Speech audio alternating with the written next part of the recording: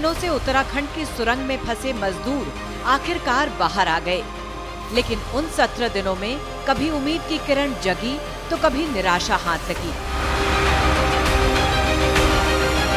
हम आपको सिलसिलेवार तरीके से मजदूरों के फंसने से लेकर निकलने तक के एक एक दिन के बारे में बताते हैं।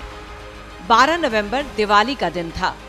उत्तराखंड के ब्रह्मखाल यमुनोत्री पर बनाए जा रहे हाईवे पर बन रही सिलक्यारा डंडालगांव सुरंग का एक हिस्सा अचानक सुबह 5:30 बजे लैंडस्लाइड की वजह से गिर गया।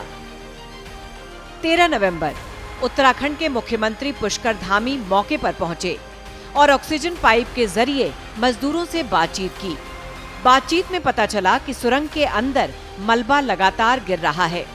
14 नवंबर 800 से 900 मिलीमीटर के स्टील के पाइप मौके पर लाए गए। उन्हें ड्रिलिंग मशीन से सुरंग के अंदर डाला गया, लेकिन मलबा गिरने की वजह से इसे रोक दिया गया। मजदूरों को पाइप के जरिए दवाई और खाना पहुंचाया गया। 15 नवंबर मलबे में सुराख कर उसमें पाइप डालने के लिए दिल्ली से ऑगर ड्रिलिंग मशीन मंगाई गई। 16 नवंबर दिल्ली से ऑगर मशीन को जोड़कर उसे सुरंग में लगाया गया। आधी रात ड्रिलिंग का काम शुरू किया गया।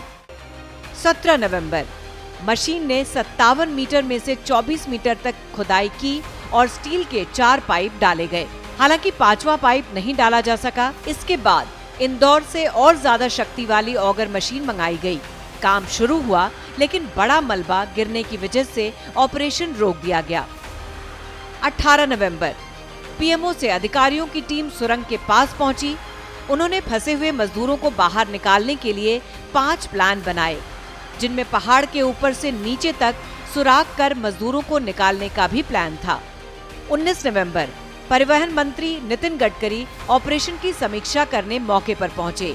तय किया गया कि ऑगर मशीन से हॉरिजॉन्टली ड्रिल करके मजदूरों को निकाला जाए। 20 नवंबर प्रधानमंत्री मोदी ने धामी को फोन कर ऑपरेशन के बारे में बात की और उन्हें मजदूरों की हिम्मत बढ़ाने के निर्देश दिए। 21 नवंबर सुरंग में फंसे मजदूरों का पहला वीडियो जारी किया गया।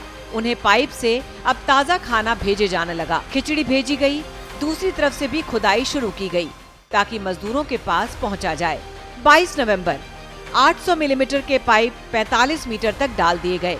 मजदूरों तक पहुंचने में केवल 12 मीटर का फासला बचा था। किसी लोहे की रॉड रास्ते में आने की वजह से ड्रिलिंग को रोक दिया गया। 23 नवंबर मजदूरों तक पहुंचने में अड़चन बनी। लोहे की रॉड को हटाने के बाद एक बार फिर ड्रिलिंग शुरू की गई। 57 में से 48 मीटर खुदाई कर ली गई, लेकिन ऑगर मशीन को जिस प्लेटफॉर्म पर रखा था उसमें दरार आने की वजह से ड्रिलिंग रोक दी गई। 24 नवंबर ड्रिलिंग की शुरुआत के बाद उसे फिर से रोकना पड़ा, क्योंकि कोई लोहे की चीज खुदाई में रुकावट डाल रही थी। 25 नवंबर international tunnelling expert Arnold Dix ने बताया कि ऑगर मशीन के टूटने की वजह से पहाड़ के ऊपरी हिस्से से खुदाई की जाएगी और मशीन के बजाय मजदूर खुदाई का काम करेंगे। 26 नवंबर सुरंग वाले पहाड़ के ऊपर से ड्रिलिंग का काम शुरू किया गया।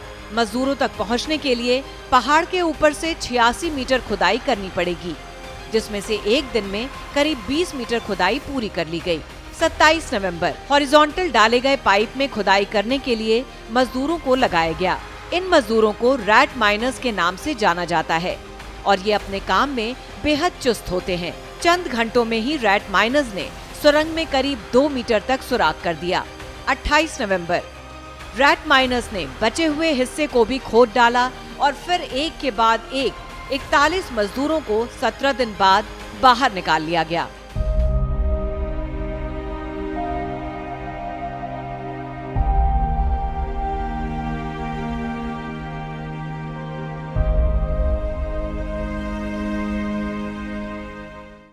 श्रेष्ठ भारत पर खबरों से जुड़े रहने के लिए चैनल को सब्सक्राइब करें, बेल आइकन दबाएं और देखते रहें श्रेष्ठ भारत।